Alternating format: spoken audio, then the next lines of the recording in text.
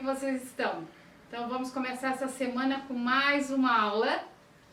E uma aula que eu postei, uma atividade de geografia e história junto, que fala sobre zona urbana e zona rural.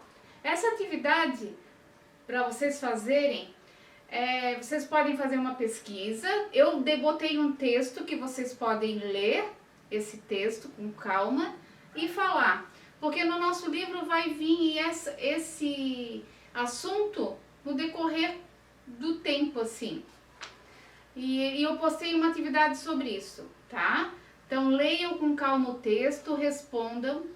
E em relação à zona rural e zona urbana, todos vocês ou já foram, ou têm avós que moram mais no interior, num sítio, numa fazenda, ou aqueles que não têm, às vezes foram já passear em algum hotel fazenda, e vocês observem essa diferença de onde vocês moram para esses lugares. Esses lugares chamados zona rural são lugares que não tem movimentos de de carros, não tem muito movimentos de pessoas circulando na rua, comércio. Esses lugares são mais reservados, é mais o interior. São fazendas onde tem animais, criação de animais, plantações, né?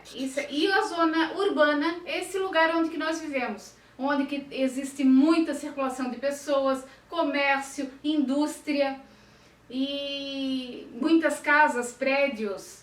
Então isso sim, isso seria o urbano. E o rural, o contrário. Essa atividade que vocês vão falar sobre isso. Vocês vão responder as atividades em relação a isso, tá bom? Entenderam? Espero que sim, tá? Continuando aqui a nossa aula de hoje, então, vocês abrem uma apostila na página 35, onde a gente vai falar sobre substantivos, né? Vocês lembram? A gente já conversou sobre isso em sala de aula, a gente já deu esse conteúdo sobre substantivo simples, substantivo próprio. Nós vamos falar agora sobre substantivo composto, tá? Então abrem aqui e tem um texto aqui que eu vou ler rápido para vocês, tá? Guarda-chuva. Tenho 4 guarda-chuvas, todos os 4 com defeitos. Um emperra quando abre, o outro não abre direito. Um deles vira ao contrário, se eu abro sem ter cuidado. Outro então solta as varetas e fica todo amassado. O quarto é bem pequenino, que carrego por aí. Porém, toda vez que chove, eu descubro que esqueci. Tenho 4 guarda-chuvas que não se servem de nada. Quando chove de repente, acabo toda encharcada. Aqui nesse texto nós temos um substantivo composto, que é o guarda-chuva, composto de 2 palavras, tá? Guarda, chuva. Virando a página aqui, na página 36, o que há de diferente entre as palavras guarda-chuva, guarda e chuva? Pare e pense um pouquinho. Guarda-chuva, o que é? Todo mundo tem um em casa, todos usam em dia de chuva o guarda-chuva. Agora, guarda e chuva, falando separadamente, são 2 palavras. Os guardas, né? Os policiais, os guardas que a gente entra no estabelecimento, tem sempre aquele guarda lá que fica de vigia nos bancos, né? Os guardas municipais. E a chuva. Juntando as 2 palavras, a gente tem uma palavra, um substantivo composto, guarda-chuva. Temos um jogo rápido aqui, que vocês vão fazer na página 36, tá? Juntando as 2 palavras, tá? Formando o substantivo composto. Aqui tem 2 perguntas, vocês leem e respondam. E na número 3 é para ligar. Tipo, amor, cachorro, peixe, couve. Juntando com o quê? Flor, tem perfeito, quente, espada. Vamos lá. Amor, um exemplo, tá? Perfeito, o nome de uma flor. Amor, perfeito. Juntando é o nome de uma flor. Entenderam? Então, legal. Façam essa atividade. Virando o outro lado, a outra página, 37, fazendo uma pesquisa. Aqui explica como fazer uma pesquisa. Aqui mostra uma criança numa biblioteca, né? Vocês têm em casa aí o Google para pesquisarem. Aí nessa pesquisa vocês vão pesquisar aí no Google poemas. Um poema escrito para criança, tá? Foi feito para que seja feito para criança. Aqui tem as perguntas e vocês vão responder. Pode responder em folha, podem responder no caderno de deveres ou caderno de português se alguém tiver, tá?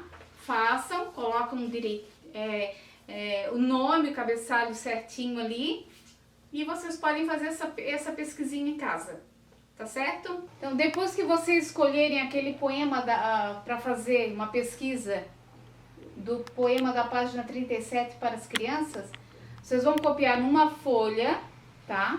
Vocês não vão fazer só a 3, a 4 e a 5, porque isso nós vamos fazer em sala de aula, que é declame o poema escolhido para a turma. Isso aí vai ser quando no retorno, quando já estivermos juntos novamente, nós vamos fazer isso em sala de aula, tá?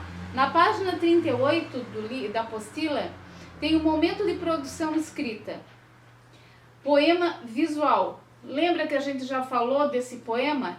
Os poemas que na escrita eles dão um sentido de movimento, né? Ou então, quando é escrito em caixa alta e negrito, é como se eu estivesse falando bem alto.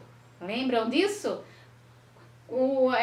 Quando é escrito em ondas, né? Como se estivesse em movimento. E aqui tem um poema visual.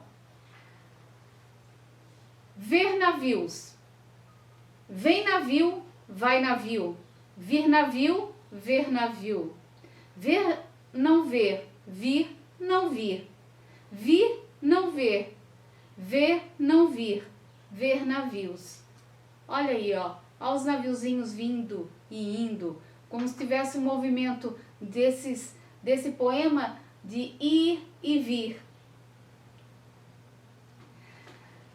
Continuando aqui, podemos dizer que Haroldo Campos utilizou a disposição das palavras para dar ideia de movimento do navio e as ondas do mar.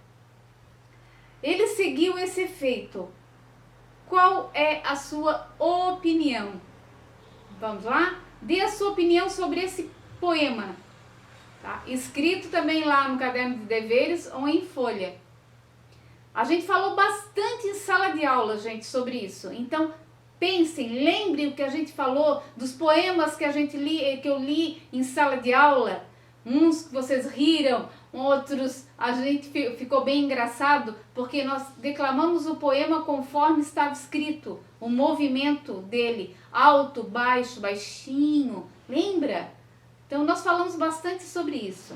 Então vocês vão dar a opinião, a sua opinião pessoal, tá? Vocês vão dar a sua opinião pessoal a respeito desse poema. Planejando a escrita. Vamos agora elaborar um poema visual. Vocês não precisam usar muitas palavras, poucas palavras que rimam. Pegue com exemplo essa do navio. Tentem fazer, não precisa ser grande, pequenininho, mas tentem usar, né? O dia a dia de vocês. Vou para o quarto, saio do quarto, vou para a cozinha. Vou para a sala, dou uma volta no banheiro. Saio do banheiro, vou uma volta pela sala, volto para o quarto. Viu? É o dia a dia nosso que nós estamos agora em casa, né? o nosso passeio é pelos cômodos da casa agora. É uma forma de fazer um poema visual, de movimento, tá? Pequenas palavras e vocês podem fazer, né? Colocar as palavras bem separadas uma das outras e criem esse poema, tá bom? Sobre o que você quer escrever. Você pode escolher seu próprio tema ou usar algum dos temas a seguir. Aqui tem exemplos, tá? Eu dei esse exemplo do nosso dia a dia em casa agora. Vocês podem pegar esses poemas, esses aqui, ó. A lua, estrela, navio, computador, televisão, coração, panela, frutas, animais, tá? Vocês podem escolher qualquer um desse tema e formar um poema em movimento, tá? Um poema visual. Na página 39, escrevendo e revisando, aqui vocês vão ler e aqui vocês vão escrever, tá? Vocês vão colocar aqui qual será o título criado para o seu texto, caprichem na letra para que fique bem legível. Vocês podem fazer aqui nessa página esse poema que vocês vão escolher em casa, tá? Escolham, pensam, poucas palavras, não se esqueçam, tá? E vocês fazem esse poema visual. Nós vamos para a página 41. Use o que aprendeu. Aqui tem um texto, né? Vocês vão ler esse texto. Cada um faça a sua leitura silenciosa primeiro. Leitura com os olhos, só olhando e lendo sem precisar gesticular. Leiam com bastante atenção primeiro o texto. Depois vocês podem fazer uma leitura alta para os pais de vocês, né? Para alguém que está aí junto com vocês. Aí faça essa leitura com calma e depois vocês respondam aqui. Quantos versos e quantas estrofes há nesse poema? A gente já estudou lá atrás também isso, versos, poemas, o versos e estrofes, né? Cada pedacinho, cada linha é um quê? Cada pedaço escrito daqui, nesse texto Caixinha Mágica tem, né? Verso, cada linha, as estrofes, cada pedaço, tá? Então vocês vão ver quantos tem aqui, certo? Aí respondam. Na página 42, continua sobre o texto, tá? Continua, vocês vão ler sobre esse texto Caixinha Mágica, tá? Vocês continuam fazendo esse texto, respondendo sobre esse texto. Na página 43, mais um desafio. Retire do poema Caixinha Mágica uma palavra com R entre uma consoante e uma vogal. Olhem lá e vocês vão ver. Peguem a palavra, uma palavrinha daquelas que tem um R entre uma consoante e uma vogal. Depois, uma palavra com R entre vogais, entre duas vogais. Uma palavra com S com som de Z. Uma palavra com R no final. Uma palavra com S com som de S, tá? Façam aqui com bastante atenção. E aqui a gente ficou na unidade 3. A gente vai parar aqui a aula de português, tá? Não esqueçam de fazer as atividades de português que eu postei lá no arquivo. Tem trabalhando o texto lá. E tem umas... a leitura, leem com bastante calma e respondam, tá? Respondem com bastante clareza ali na folha, se vocês vão mandar imprimir ou se vocês vão fazer a resposta no caderno. Escolha a melhor maneira, melhor é imprimir e colocar tudo em pastinha, tá? No retorno, tudo isso vai ser corrigido e revisto em sala de aula com a professora, tá ok? Então, por hoje é só, pessoal. Beijo, tchau!